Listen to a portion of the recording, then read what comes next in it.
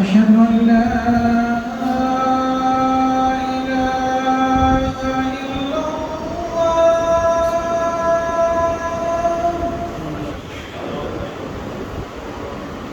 أشهد أن لا إله إلا الله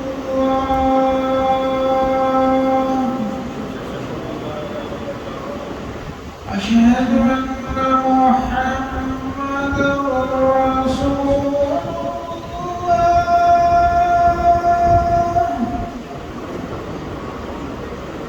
أشهد أن محمدًا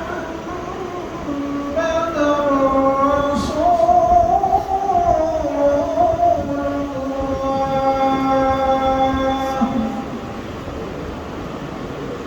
حي على الصلاة حي على الصلاة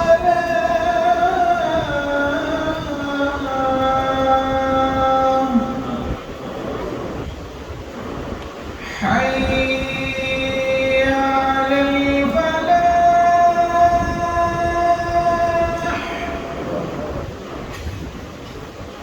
حي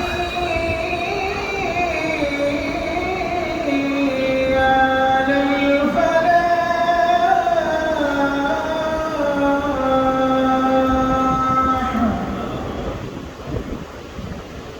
الله أكبر الله أكبر لا إله إلا الله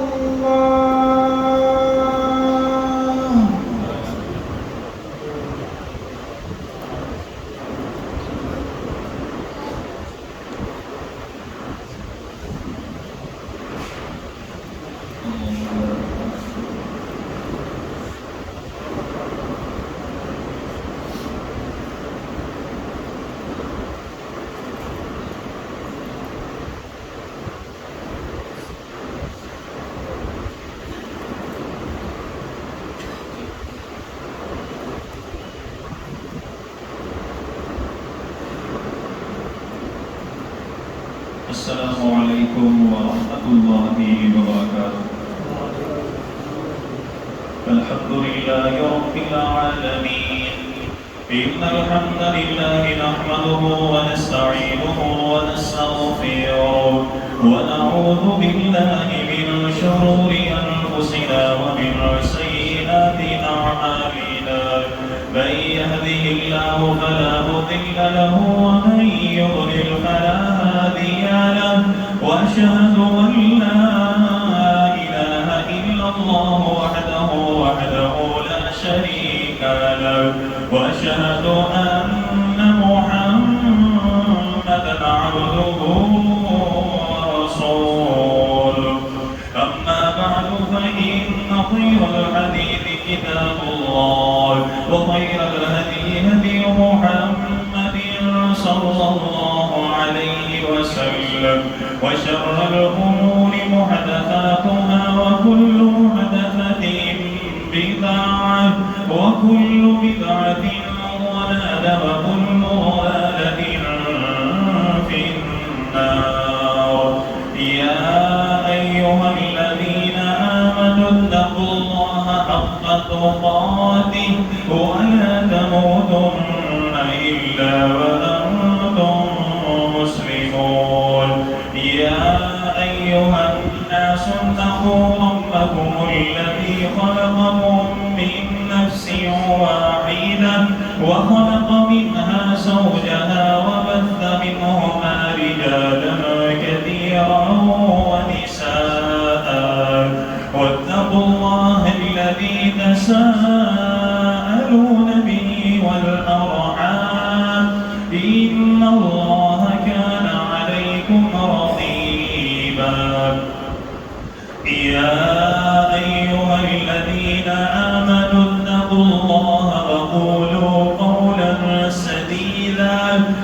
يصلح لكم أعمالكم ويغفر لكم ذنوبكم ومن يطع الله ورسوله فقد فاز فوزا عظيما.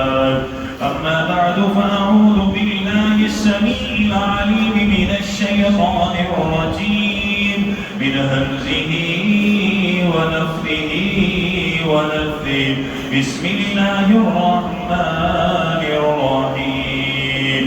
يا أيها الذين آمنوا اتقوا الله وقولوا قولا سديدا يصلح لكم أعمالكم ويغفر لكم ذنوبكم ومن يطع الله ورسوله فقد فاز فوزا عظيما. اللهم رب اشرح لي صدري ويسر لي امري واحلل عقدة من لساني يفقهوا قولي واجعل لي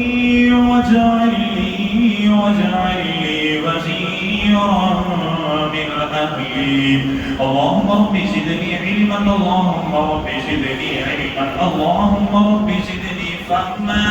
اللهم إنا نسألك الهدى والتقى والعفاف والغنى.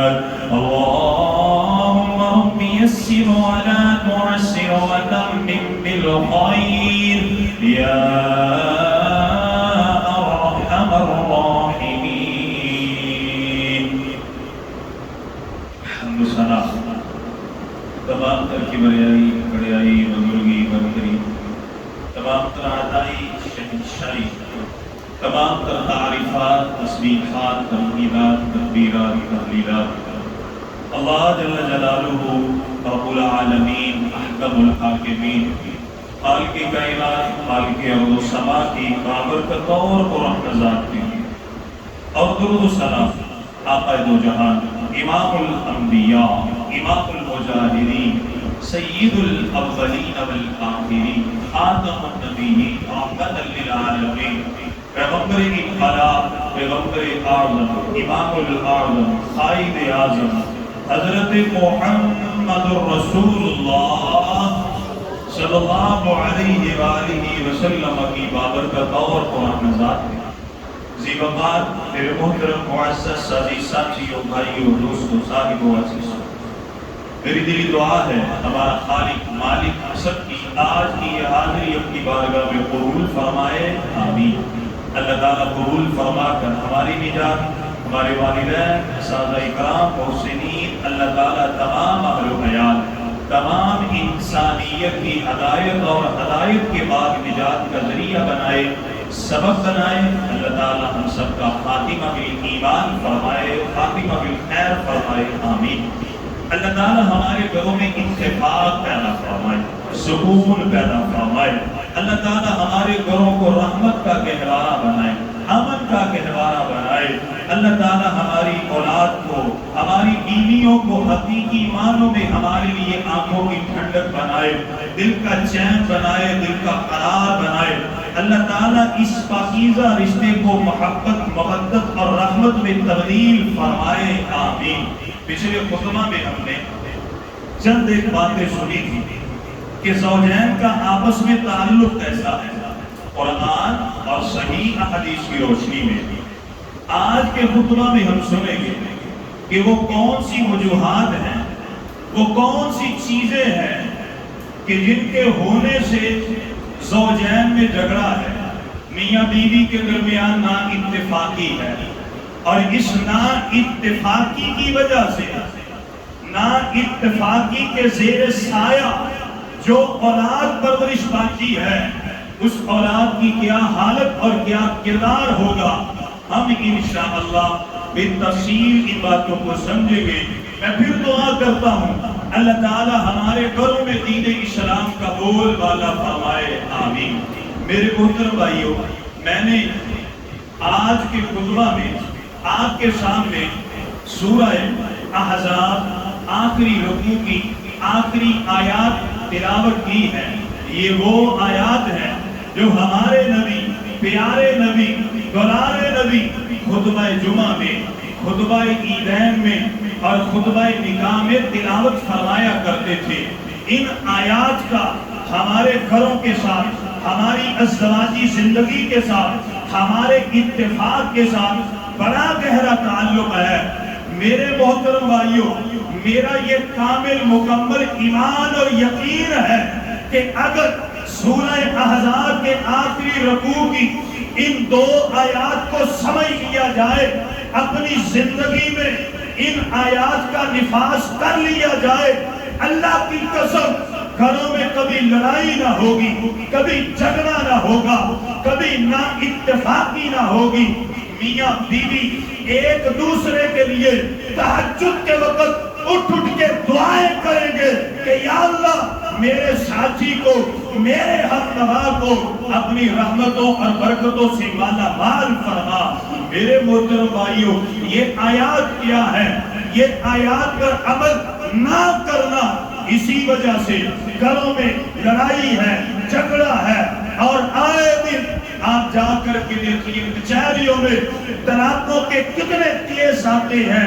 ان آیات کو سمجھنے کی نا وجہ سے آج مسلمان پریشان ہیں۔ آئیں توجہ فرمائے چند ایک وجوہات، ان میں سے پہلی وجہ اللہ قرآن میں فرماتے ہیں، سورہ احزاب ہے، آیت نمبر 70 ہے، 71 ہے، اللہ کا فرمان ہے، یا ایھا الذین آمنوا اتقوا اللہ وقولوا قولا سدیدا، وقولوا قولا سدیدا۔ اللہ فرماتے ہیں ایمان والو، اللہ سے ڈر جاؤ، اللہ سے ڈر جاؤ۔ نکاح کا معاملہ ہے، اللہ سے ڈر جاؤ۔ شادی کا معاملہ ہے، اللہ سے ڈر جاؤ۔ بیٹے کا نکاح کرنا ہے، اللہ سے ڈر جاؤ۔ بیٹی کا نکاح کرنا ہے، اللہ سے ڈر جاؤ۔ اللہ جی ڈرنا کیسے؟ اللہ فرماتے ہیں نکاح کرنا ہے، نیت پاک دامنی کی ہو، نیت شرم و حیا کی ہو، نیت نظروں کو چھپانے کی ہو، نیت حیا کی ہو، نیت گھر آباد کرنے کی ہو، نیت کسی کی بہن بیٹی کو اپنی عزت بنانے کی ہو، نیت اپنے گھر میں اچھی اولاد کی تربیت کے لیے پرورش کرنے کی ہو، نیت نبی کی سنت ادا کرنے کی ہو، نیت امام کائنات نے جو ہم پر فریضہ ادا کیا ہے وہ فریضہ ادا کرنے کی ہو۔ اللہ فرماتے ہیں ڈر جاؤ۔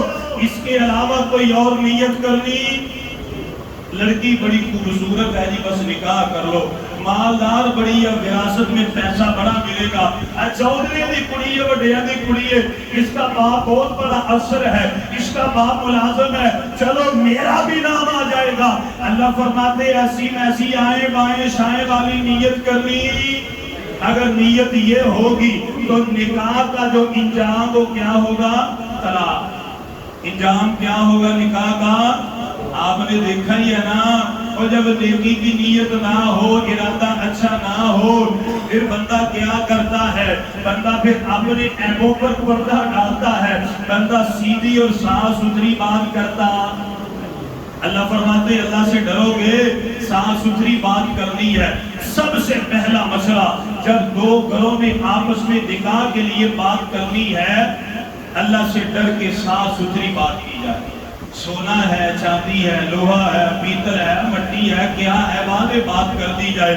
کسی بات پر پردہ ڈالنا، پردہ ہاں ڈالنا ہے، کچھ اپنے اندرونی معاملات ہوتے ہیں ان پر پردہ ڈالا جائے، لیکن اس معاملے میں بیٹے کی سیلری اتنی ہے، بیٹا کام ایسے کرتا ہے، ہمارا خاندان ایسا ہے، برادری کوئی ہو بتانا کچھ ہے، کام کرتا کچھ ہو بتانا کچھ ہے، بینک بیلنس ہو کوئی نہیں اور کسی کا بینک بیلنس شو کروا دینا، اپنے پلے ہے کوئی نہیں دوسرے کی زمینوں کے چکر لگوا دینا، اپنا تعلق ہے کوئی نہیں کسی کے تعلقات کا اظہار کرنا، بیٹی میں وہ قابلیت ہے کوئی نہیں اور بیٹے والوں کے سامنے تعریفوں کے پل باندھ دینا۔ اللہ فرماتے ہیں قولوا قولا سدیدا، نکاح کے لیے بیٹھے ہو، ساری زندگی کا معاملہ ہے، تا حیات کا معاملہ ہے، ایک دن دو دن کی بات نہیں ہے، ساری زندگی کا معاملہ ہے، صاف ستھری بات کرنی ہے۔ صاف ستھری بات کرو گے اللہ رحمتوں کا نزول فرمائے گا۔ اس طرح ان اللہ مع الصادق، ان اللہ مع الصادقین، اللہ سچوں کے ساتھ ہے۔ اور یاد رکھو لباس بھی پورا نہیں، افراد بھی پورے نہیں، 12 13 سال کے محبت نواز ملائے، پھر کہیں جا کے 313 پورے ہوئے، ادھر 1000 کا لشکر، تلواریں بھی اللہ، اسلحہ بھی اللہ، فوجی بھی اللہ، کھجور کی خشک شاخیں لے کر کے ان سے لڑنے کے لیے آ گئے، لیکن مقابلہ یہاں پر افرادی قوت کا، اسلحے کا مقابلہ تو ایمان کا تھا۔ ادھر جو 313 تھے، ان کے ساتھ کون تھا؟ اور جس کے ساتھ اللہ ہو، ساری دنیا میں مل جائے، اسے ایک ذرہ برابر تکلیف پہنچا سکتی نہیں، اور اللہ جس سے بے پرواہی کا اعلان کر دے، ساری دنیا بھی مل جائے، اسے کبھی نفع مل سکتا؟ اللہ تعالیٰ یہی فرماتے ہیں، سیدھی صاف بات کرنی ہے، فائدہ کیا ہوگا؟ اللہ فرماتے ہیں اللہ معاملات کی اصلاح فرمائے۔ ایک اور بات قابل غور یاد رکھیے، نکاح کسے کہتے ہیں؟ نکاح دو خاندانوں کے ملنے کا نام ہے، یہ تو بعد کی بات ہے نا، دو خاندانوں کے ملنے کا نام نکاح نہیں ہے، یاد رکھیے۔ خاندان تو ملیں گے لیکن خاندان بعد میں ملتے ہیں۔ میاں بیوی آپس میں نکاح پڑھ لیا جائے، اس کا نام نکاح نہیں ہے۔ نکاح کسے کہتے ہیں؟ جب دو ذہن آپس میں ملتے ہیں۔ میری بات کی سمجھ آ رہی ہے بھائی؟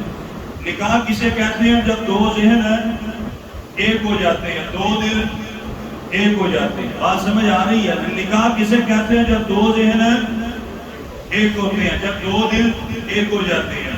جب دو ذہن ایک ہوں گے، دو خاندان بھی ملیں گے، ایسے ملیں گے تا قیامت کوئی انہیں توڑ سکتا۔ اور جب دو ذہن آپس میں نہ ملے، باپ نے کہا کہ بیٹی اے میرا چھوٹا ویری، یہ منڈے دا میں تیرا نکاح کرنا ہے، یہ اچھے ہی کرنا ہے۔ ماں نے کہہ دیا یہ میری بہن ہی، تو میں اپنی بہن بھی چھڈ نہیں سکتی، یہ منڈے دا تیرا نکاح کرنا ہے۔ اب مجھے یہ بتلائیے، بیٹی بھی مطمئن نہیں، بیٹا بھی مطمئن نہیں، اس نکاح کا نتیجہ کیا نکلے گا؟ کیا نکلے گا جی؟ طلاق۔ آپ نے طلاق کہا ہے، حقیقت میں یہی ہے۔ آئے میں آپ کے سامنے چند ایک دلیلیں رکھتا ہوں۔ سب سے پہلے 3 واقعہ کہ نکاح کہتے ہیں جب ذہن آپس میں ملتے ہیں، اور ایک واقعہ جب ذہن نہ ملے، اللہ کی طرف سے حکم بھی آ جائے، اللہ کی قسم پھر بھی اس کا نتیجہ طلاق ہی نکلتا ہے، پھر بھی نتیجہ طلاق ہے۔ آئے توجہ فرمائے۔ سب سے پہلا واقعہ حضرت امی ام سلمہ رضی اللہ تعالی عنہا، جب حضرت ابو سلمہ رضی اللہ تعالی عنہ احد کے زخموں سے شہید ہو گئے، آپ کی عدت جب پوری ہو گئی، امی ام سلمہ بیان فرماتی ہیں، ابھی میں عدت سے میرے دن گزر رہے تھے، کوئی 2-4 دن اوپر ہو گئے، مجھے ایسے محسوس ہوا جیسے کسی نے دروازے پر دستک دی ہے۔ میں نے پوچھا کون ہے؟ پتہ چلا ابو بکر ہے رضی اللہ تعالی عنہ۔ میں نے پوچھا کیا بات ہے؟ خطبہ ابو بکر فردتہ، حضرت ابو بکر کہتے ہیں ام سلمہ میں آپ سے نکاح کرنا چاہتا ہوں۔ امی ام سلمہ فرماتی ہیں ابھی میرا کوئی ارادہ نہیں، میں نے واپس کر دیا۔ ثم خطبہ عمر، حضرت عمر فاروق بھی آئے، انہوں نے بھی نکاح کا پیغام دیا۔ فردتہ، میں نے واپس کر دیا۔ آپ فرماتی ہیں فبعث الیہا رسول اللہ صلی اللہ علیہ وسلم، اللہ کے نبی صلی اللہ علیہ وسلم نے اپنا ایک قاصد بھیجا میری طرف، اور ارادہ فرمایا ام سلمہ میں محمد صلی اللہ علیہ وسلم تجھ سے نکاح کرنا چاہتا ہوں۔ امی ام سلمہ کہتی ہیں قالت مرحبا برسول اللہ و برسولہ، اللہ کے نبی کے لیے خوش آمدید، اور جو نکاح کا پیغام لے کے آیا اسے بھی خوش آمدید، میں اسے بھی ویلکم کرتی ہوں۔ جب پتہ یہ چلا نکاح کا پیغام ہے، امی ام سلمہ نے اسی وقت ہاں کی، اسی وقت ہاں کی۔ پیغام کس نے بھیجا ہے؟ اللہ کے نبی نے، اور اللہ کے نبی اپنی مرضی سے بولتے ان ہوا الا وحی یوحی، آسمانوں سے حکم آیا، یہ نہیں کہ امی ام سلمہ نے کہا مجھے قبول ہے۔ امی ام سلمہ رضی اللہ تعالی عنہ نے سنا، آپ نے فرمایا اخبر رسول اللہ صلی اللہ علیہ وسلم، میرے اندر 3 ایسی باتیں ہیں وہ میں اللہ کے نبی صلی اللہ علیہ وسلم سے کرنا چاہتی ہوں، اگر ان 3 باتوں کے معاملے میں میری ساری حالت ٹھیک ہو جائے، ذہن آپس میں مل جائے، مسائل ٹھیک ہو جائیں، میں اللہ کے نبی سے نکاح کرنے کے لیے تیار ہوں، میں اللہ کے نبی سے نکاح کروں گی۔ جب ان 3 مسئلوں کا حل نکل آئے، ابھی نکاح ہوا، ابھی زیر ملنے باقی ہیں، زیر مل رہے ہیں۔ سب سے پہلا مسئلہ کیا بتایا؟ انی امرأۃ خیرہ، آپ فرماتی ہیں اللہ کے نبی سے کہہ دو مجھے غصہ بڑا آتا ہے، میں بڑی غصے والی عورت ہوں، مجھے غصہ بہت آتا ہے۔ دوسرا مسئلہ وَأَنِّي مُصِیبَةٌ، میرے بچے بہت زیادہ ہیں، پیارے پیغمبر کی ازواج تو پہلے بھی ہیں، اگر میرے ساتھ نکاح کریں گے بوجھ اور بڑھ جائے گا، صرف میں نہیں میرے بچے بھی اللہ کے نبی کی کفالت میں آئیں گے۔ وَأَنِّي مُصِیبَةٌ، میں زیادہ بچوں والی ہوں۔ اور تیسری بات بیان فرمائی وَأَنَّهُ لَيْسَ أَحَدٌ مِّنْ أَوْلِيَائِي، اور میرا ولی بھی میرے پاس موجود نہیں ہے۔ اور ایک چوتھی بات بھی آتی ہے، میں عمر کی زیادہ ہوں، میری عمر کافی زیادہ ہے، 50 سال سے اوپر ہے۔ یہ 4 باتیں اللہ کے نبی سے کرو، اگر ان مسائل کا حل نکل آئے میں اللہ کے نبی کے ساتھ نکاح کرنے کے لیے تیار ہوں۔ جب قاصد آیا، اللہ کے نبی صلی اللہ علیہ وسلم سے بات کی، اللہ کے نبی نے فرمایا اما قولکی انی خیرہ، حضرت ام سلمہ نے کہا ہے مجھے غصہ بہت آتا ہے، اسے جا کر کے بتلا دو۔ نبی مستجاب الدعوات ہوتے ہیں، جو بھی دعا اللہ سے کرتے ہیں نبی کی دعا کو اللہ رد کرتے۔ آپ نے فرمایا ام سلمہ سے جا کر کے بتلا دو فَسَأَدْعُ اللَّهَ أَن يُذْهِبَ غَيْرَتَكِ، اللہ کے نبی نے فرمایا بتلا دو میں محمد اللہ سے دعائیں کرے گا، اللہ تعالیٰ ام سلمہ کے غصے کو پیار میں، محبت میں، شفقت میں اللہ تعالیٰ تبدیل فرما دے گا۔ پہلا مسئلہ حل ہو گیا جی۔ اب دوسرا مسئلہ کیا تھا؟ بچے بڑے زیادہ ہیں، آپ پر بوجھ پڑے گا۔ اللہ کے نبی صلی اللہ علیہ وسلم نے فرمایا وَأَمَّا قَوْلَكِ أَحَدٌ مِّنْهُمْ، اور دوسری بات اس نے کی ہے کہ میرے بچے بڑے زیادہ ہیں، اولاد زیادہ ہے، آپ پر بوجھ پڑے گا۔ اللہ کے نبی نے فرمایا اسے جا کر کے بتلا دو میں محمد صلی اللہ علیہ وسلم اس کے لیے نکاح اس وجہ سے کر رہا ہوں تاکہ اس کے تمام بچوں کا خرچہ میں محمد پورا کروں صلی اللہ علیہ وسلم۔ 2 باتیں ہو گئی۔ تیسری بات کیا تھی؟ اللہ کے نبی میری عمر بڑی زیادہ ہے، پیارے پیغمبر نے فرمایا جا کے یہ بھی بتلا دو میں محمد صلی اللہ علیہ وسلم کی عمر بھی 50 سال سے زیادہ، میں کوئی جوان ہے۔ 3 مسئلے پورے ہو گئے۔ چوتھا کیا تھا؟ میرا ولی کوئی نہیں ہے۔ اللہ کے نبی نے فرمایا وَأَمَّا الْأَوْلِيَاءُ فَلَيْسَ أَحَدٌ مِّنْهُمْ شَاهِدٌ وَلَا غَائِبٌ إِلَّا سَيَرْثَانِ، آپ نے فرمایا جاؤ جا کے ام سلمہ سے بات کرو، تمہارے اولیاء میں سے کوئی ایک بھی ایسا نہیں ہے جسے پتا چلے گا کہ ام سلمہ نے اللہ کے نبی سے نکاح کر لیا وہ اعتراض کرے۔ آپ نے فرمایا اس نکاح کے اوپر اللہ بھی راضی، فرشتے بھی راضی اور میرے صحابہ بھی راضی ہیں۔ جب یہ بات امی ام سلمہ نے سنی تو الحمدللہ پھر نکاح کیسے ہوا؟ جب امی ام سلمہ نے سنا نا تو قریب ان کا بیٹا حضرت عمر بیٹھے تھے۔ آپ نے فرمایا قُمْتُ یا عمر، اے میرے بیٹے غور سے سن۔ جی امی جان، قُمْ فَسَبِّجْ رسول اللہ، میں راضی ہوں، تو جا خطبہ پڑھ اور اللہ کے نبی کے ساتھ میرا نکاح پڑھا۔ تو نکاح کسے کہتے ہیں؟ جب 2 ذہن آپس میں ملتے۔ اس کا فائدہ کیا ہے؟ فائدہ پھر لڑائی جھگڑا نہیں ہوتا۔ پھر جب ہمسائی آ کے بات کرتی ہے نا، یا پھر سالی کا فون آ جاتا ہے، وہ پوچھتی ہے کہ ہاں بھائی کیا میرا، پھر گلا نہیں ہوتا ہے کہ خرچہ نہیں پورا کرتا ہے، نہیں کرتا، کر نہیں ہوتا ہے، نہیں، ایسی پھر کوئی بات ہوتی نہیں۔ پھر جب فون آتا ہے کیسا ہے؟ اللہ کا شکر ہے، الحمدللہ بہت اچھا ہے، وہ میرا خرچہ پورا کرتا ہے، میری ہر ضرورت پوری کرتا ہے، میرے بھائیوں دلیل موجود ہے، مسند احمد ہے، حدیث نمبر 26,637 ہے۔ حضرت یحییٰ بن جزار رضی اللہ عنہ بیان کرتے ہیں چند صحابہ آئے حضرت ام سلمہ کے پاس، کہتے کیا ہے؟ حدثنا سر رسول اللہ صلی اللہ علیہ وسلم، امی ام سلمہ جی ہمیں اللہ کے نبی کی نجی زندگی کے بارے میں بتلائیے کہ ان کے تعلقات آپ کے ساتھ کیسے ہیں، کیسے معاملات ہیں گھر میں، کھانا پینا رہائش ایرا وغیرہ۔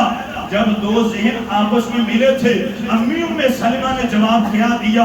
امی فرماتی ہیں کان سرہ و علانیتہ السماء، اما فرماتی ہیں میرے محبوب پیغمبر کی زندگی دن اور رات ایک ہے، دن اور رات میں کوئی فرق، میرے نبی جیسے صحابہ میں ہے ویسے ہی گھر میں ہے، میرے نبی جیسے ممبر پر ہے ویسے ہی گھر میں ہے، میرے نبی صلی اللہ علیہ وسلم کا دن بھی روشن ہے رات بھی روشن ہے، میرے نبی ہر حال میں چمکتے ہوئے ستارے ہیں۔ جب صحابہ نے سن لیا وہ چلے گئے۔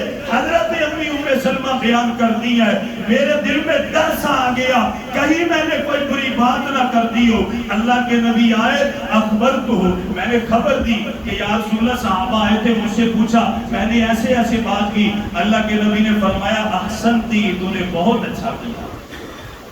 جب دو ذہن آپس میں ملے ہوتے ہیں تو پھر میاں بیوی ایک دوسرے کا پردہ رکھتے ہیں، ایک دوسرے کا خیال رکھتے ہیں، عزت اور آبرو کی حفاظت کرتے ہیں۔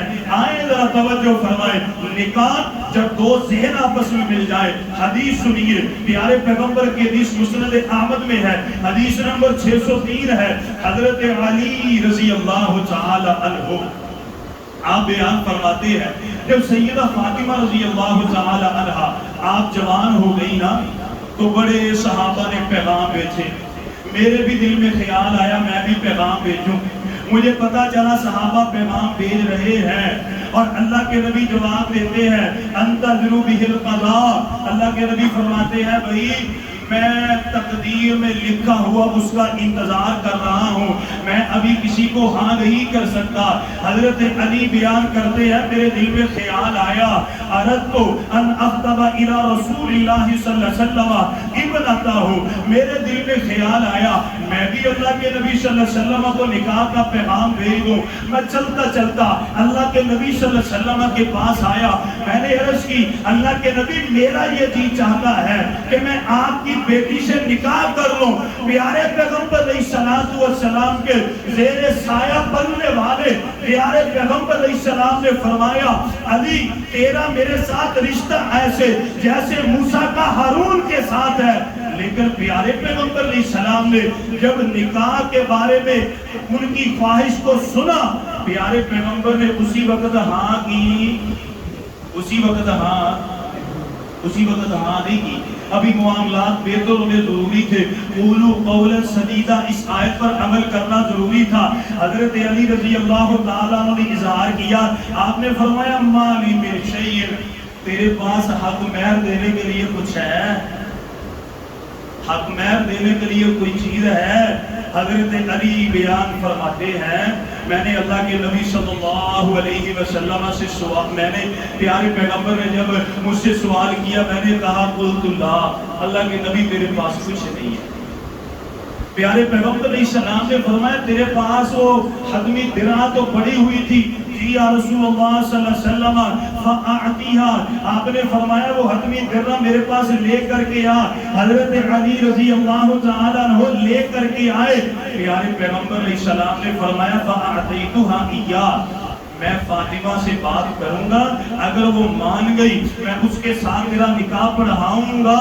آپ نے فرمایا جب نکاح ہو جائے تو یہ جو حتمی درع ہے یہ میری بیٹی کو حق مہر میں دے دینا۔ ابھی بھی ہاں کی، ابھی فیصلہ کس سے کروانا تھا، بات کس سے کرنی تھی؟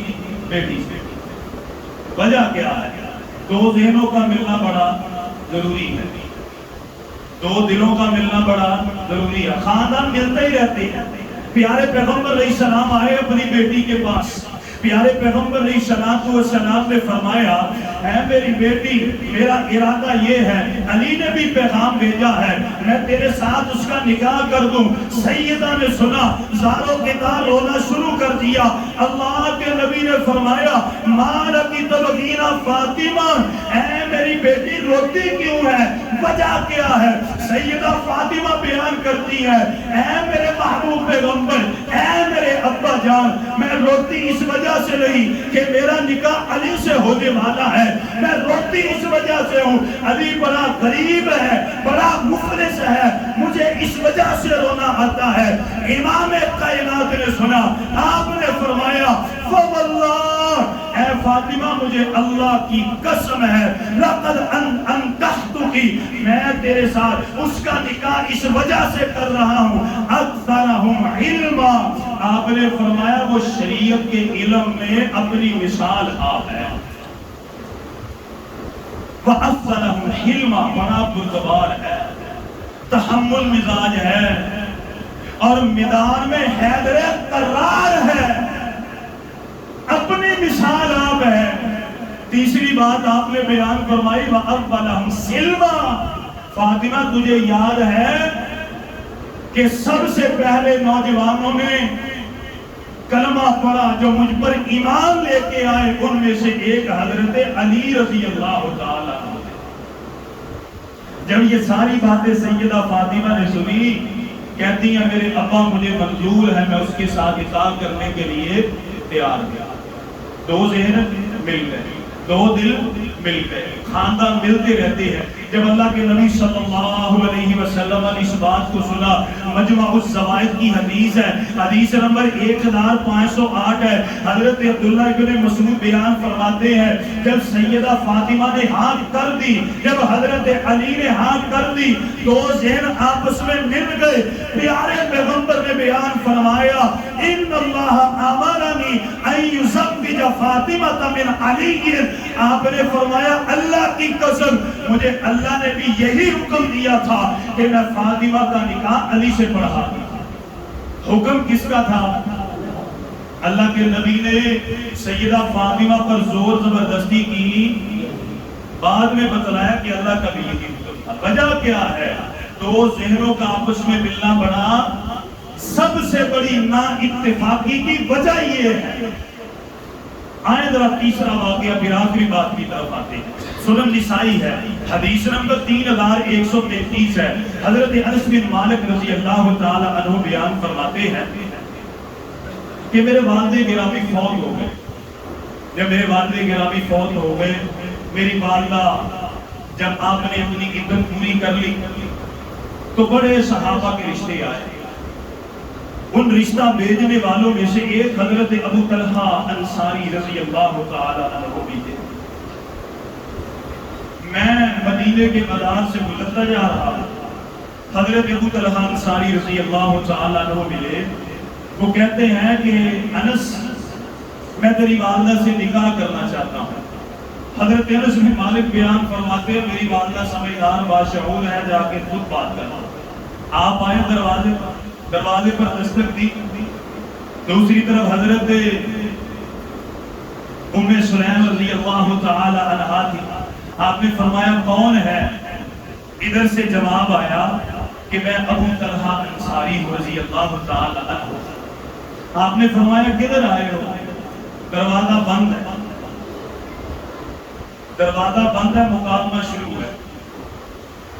حضرت ابو طلحہ بیان فرماتے ہیں میں تجھ سے نکاح کرنا چاہتا ہوں، میں پیغام نکاح لے کر کے آیا ہوں۔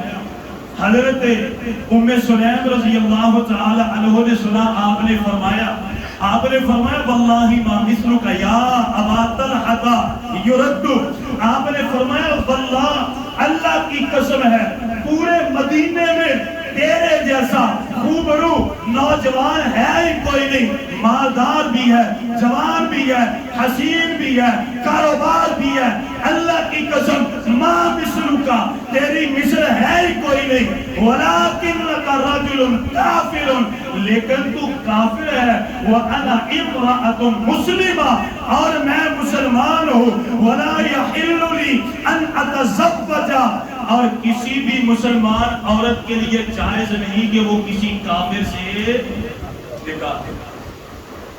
اب اصلاح ہو رہی ہے ذہنوں کی، یہ نہیں کہ پیغام نکاح آ گیا ہاں ٹھیک ہے نوجوان ہے مالدار ہے، ہاں نہیں، ذہن ملنے ضروری ہے۔ حضرت ام سلیم رضی اللہ تعالی عنہا نے یہ بات کی کہ آپ فرماتے فَإِن تُسْلِمْ فَذَاكَ مَهْرِي، اے ابو ایوب سن لے، اگر تو کلمہ پڑھ لے گا تیرا قبول اسلام ہی میرا حق مہر ہوگا، میں تجھ سے حق مہر میں 1 ٹکا بھی نہیں لوں گی۔ حضرت ابو طلحہ بیان فرماتے ہیں جب میں نے سنا میں چپ کر گیا، کیونکہ ام سلیم کی ذہانت، فطانت، علم پورے مدینے میں بڑا مشہور تھا کہ بڑی سمجھدار عورت۔ میں واپس پلٹا، میں مدینے کی گلیوں سے گزرتا جا رہا ہوں، میرا سارا ذہن حضرت ام سلیم کی گفتگو کی طرف ہے۔ کیا ہوا؟ پھر میں واپس آیا، میں نے دروازے پر دستک دی، جب میں نے دروازے پر دستک دی پوچھا گیا کون؟ میں نے کہا میں ابو طلحہ انصاری ہوں۔ پوچھا گیا کدھر آئے ہو؟ جواب ملا اشہد اللہ الہ الا اللہ واشہد ان محمد عبدہ ورسولہ۔ ام سلیم رضی اللہ تعالی عنہا مسکرا کے فرماتی ہے فاسلم فکان ذاک مہرہا، آپ نے فرمایا ابو طلحہ خوش ہو جا، تیرا یہ کلمہ ہی میرا حق مہر ہے، نکاح کے بدلے میں تجھ سے کچھ بھی نہیں۔ جب دو ذہن آپس میں مل جائیں پھر نکاح ہوتا ہے۔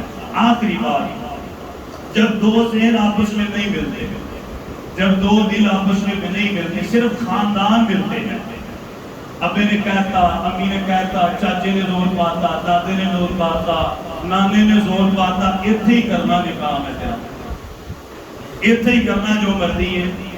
میں یہاں سے جواب نہیں دے سکتا، میری پگڑی کا مسئلہ ہے، میری داڑھی کا مسئلہ ہے، پاہمیں داڑھی رکھی کوئی نہ ہوئی، میری ناک کا مسئلہ ہے، ناک پاہمیں پھیلی ہوئے، میں کیا کروں؟ میری ناک کا مسئلہ ہے، میری داڑھی کا مسئلہ ہے، میری عزت کا مسئلہ ہے۔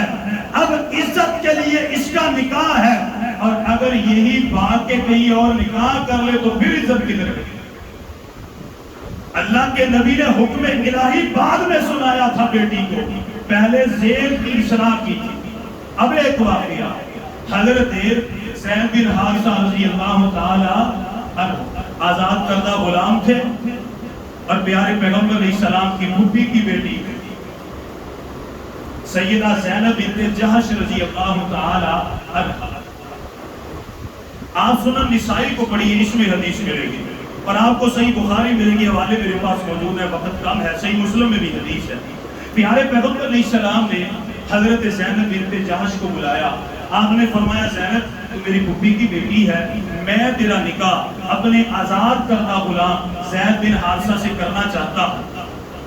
حضرت زینب فرماتی ہیں میرے دل میں خیال آیا کہ میں اعلیٰ خاندان والی نان اور نام نسب بڑا میرا اعلیٰ ہے، تو میں اس آزاد کردہ غلام سے نکاح کرتا ہوں۔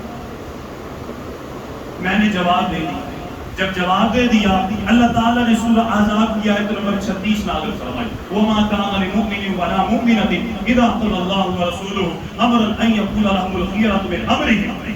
جب یہ آیت نازل ہوئی، کسی مومن مومنہ کے لیے جائز ہی نہیں ہے کہ جب اللہ اور اس کا رسول فیصلہ کر دیں وہ پھر بھی اپنے دل کی طرف دیکھے۔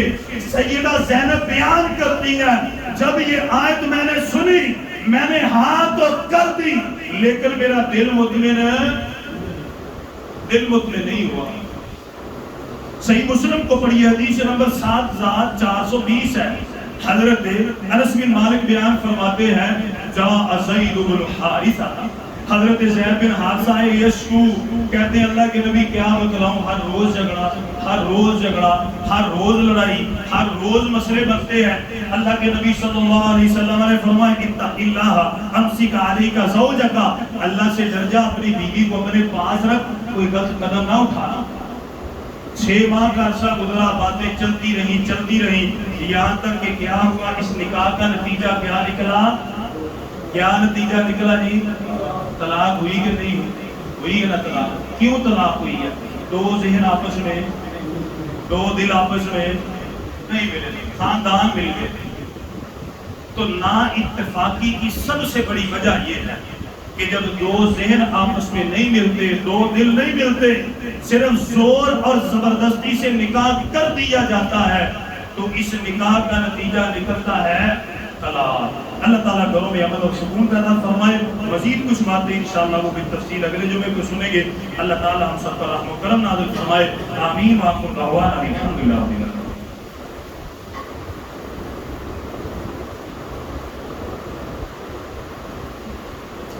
الحمد لله رب العالمين إن الحمد لله نحمده ونستعينه ونستغفره ونعوذ بالله من شرور أنفسنا ومن سيئات أعمالنا من يهده الله فلا مضل له ومن يضلل فلا هادي له وأشهد أن لا إله إلا الله وحده لا شريك له وأشهد أن محمدا عبده ورسوله۔ میرے محترم بھائیو، آج کے خطبہ میں ہم نے جو گھروں میں نا اتفاقی ہے، ناچاکی ہے، میاں بیوی کا جھگڑا ہے، ان وجوہات میں سے ایک بات ہم نے سنی کہ کوشش یہ کی جائے کہ نکاح سے پہلے قولوا قولا سدیدا، دو ذہنوں کو آپس میں ملایا جائے، حقیقت واضح کر دی جائے، پھر ہی گھروں میں امن اور سکون آئے گا۔ اور اگلا جو الحمدللہ جمعہ ہے وہ بھی اسی حوالے سے ہوگا۔ چند ایک باتیں انشاءاللہ آپ کے سامنے ذکر کریں گے۔ اللہ تعالیٰ ہمارے گھروں میں امن اور سکون پیدا فرمائے، آمین۔ میرے محترم بھائیوں، اللہ تعالیٰ نے جن لوگوں کو مال عطا فرمایا ہے، دولت عطا فرمائی ہے اور اولاد عطا فرمائی ہے، اللہ تعالیٰ ایسے ماں باپ کو اور خصوصاً والد گرامی کو اللہ تعالیٰ عدل اور انصاف کرنے کی توفیق عطا فرمائے، آمین۔ بڑے ایسے ہم نے دیکھے ہیں، ساری زندگی نمازیں پڑھی، تہجدیں پڑھی، روزے رکھے اور شریعت کے بڑے پابند تھے، لیکن ہوا یہ وفات کے وقت جب اپنی اولاد میں وراثت تقسیم کرنی تھی، پیسہ تقسیم کرنا تھا، پلاٹ تقسیم کرنے تھے، سب کو دے دیا پر تیانو دیتا، تیانو بابا جی نہیں دیتا۔ تیانو کیوں دینا؟ عید پیدا جی تیانو جہیز کے طور دیتا، وہ ہندوانہ رسم، یہ جو ہندو ہیں اسی لیے تو جہیز دیتے ہیں تاکہ بیٹیوں کو وراثت سے بے دخل کر دیا جائے۔ یہ سب سے بڑا ظلم ہے، یہ زیادتی ہے۔ اور اللہ کے نبی صلی اللہ علیہ وسلم کی حدیث آپ جا کے پڑھیے، طبرانی میں ہے، بلکہ مختصر میں آپ کو بتلاتا ہوں۔ سورہ نساء، سورہ نساء آیت نمبر 14، سورہ نساء آیت نمبر 14، اس کی شرح جا کر کے پڑھیے۔ اللہ تعالیٰ فرماتے ہیں، اللہ تعالیٰ نے وراثت کے مسائل تقسیم فرمائے۔ اللہ تعالیٰ فرماتے ہیں وَمَن يَعْصِ اللَّهَ وَرَسُولَهُ وَيَتَعَدَّ حُدُودَهُ يُدْخِلْهُ نَارًا خَالِدًا فِيهَا وَلَهُ عَذَابٌ مُهِينٌ۔ اللہ فرماتے ہیں جو لوگ وراثت میں اپنی بیٹیوں کو حصہ نہیں دیتے، اللہ تعالیٰ نے ایسے لوگوں کے اوپر ہمیشہ کے لیے جہنم کو واجب کر دیا، ہمیشہ کے لیے۔ اور اسی کے زمرے میں امام البانی رحمہ اللہ ایک حدیث لے کے آئے، میرے پاس کتاب ہے مسند اسحاق میں ہوا ہے، اس کی بالکل صحیح حدیث ہے۔ پیارے پیغمبر علیہ السلام سے حضرت ابو ہریرہ روایت کرتے ہیں، اللہ کے نبی صلی اللہ علیہ وسلم نے فرمایا ایک شخص 70 سال اللہ کی عبادت کرتا ہے۔ کتنے سال جی؟ 70 سال، 1 سال 2 سال نہیں، 70 سال اللہ کی عبادت کرتا ہے۔ آپ نے فرمایا ہوتا یہ ہے 70 سال اللہ کی عبادت کی نمازیں پڑھی اور پھر کیا ہوا؟ جب وصیت کرنے لگا، جب وراثت کے بارے میں کہنے لگا، اس نے اپنی بیٹیوں کو حصہ نہ دیا، تقسیم غلط کر دی۔ اللہ کے نبی نے فرمایا اللہ تعالیٰ 70 سال کی نیکیوں کو ضائع کر کے اس کو جہنم میں داخل کر دیتے۔ اور جس بندے نے عبادت ہی کوئی نہیں کی، شرط عقیدت توحید ہو، اللہ کے نبی نے فرمایا 70 سال کوئی نیکی نہیں کی، صرف موت کے وقت وصیت اچھی کر گیا، بیٹیوں کے حصے اپنی اولاد سے کہہ گیا، وراثت کے بارے میں اچھا کہہ گیا، اللہ تعالیٰ کو نیکی اتنی پسند آتی ہے، اللہ 70 سال کی طرف نہیں دیکھتے، اس ایک لمحے کی طرف دیکھ کر کے اس کو جنت میں داخل عطا فرما دیتے ہیں۔ میرے محترم بھائیوں، بڑا ناز اور خصوصاً یہ باپ کی ذمہ داری ہے، باپ کی ایک آخری بات، اللہ کے نبی صلی اللہ علیہ وسلم نے تو پیار کے معاملے میں بھی عدل اور انصاف کرنے کے بارے میں بیان فرمایا۔ وہ حدیث یاد ہے آپ کو؟ اللہ کے نبی کے پاس ایک صحابی بیٹھے تھے، پتر آیا ہوگا، جب بیٹا آیا تو اس نے کیا کیا، بھاگ کے گیا، اپنے بیٹے کو اٹھایا، اس کا بوسہ لیا، اسے اپنی گود میں بٹھایا، اور جب اس کی بیٹی آئی نہ وہ اٹھا نہ اس کا بوسہ لیا، پھر تھی چلتی چلتی آپ پہ آ کے بیٹھ گئی۔ اللہ کے نبی نے فرمایا میرے ساتھی تو نے اپنی اولاد میں عدل کیا، عدل تو یہاں پر بھی ہے۔ اللہ تعالی ہمیں ان باتوں کی سمجھ عطا فرمائے، اللہ تعالی ہم پر رحم و کرم نازل فرمائے۔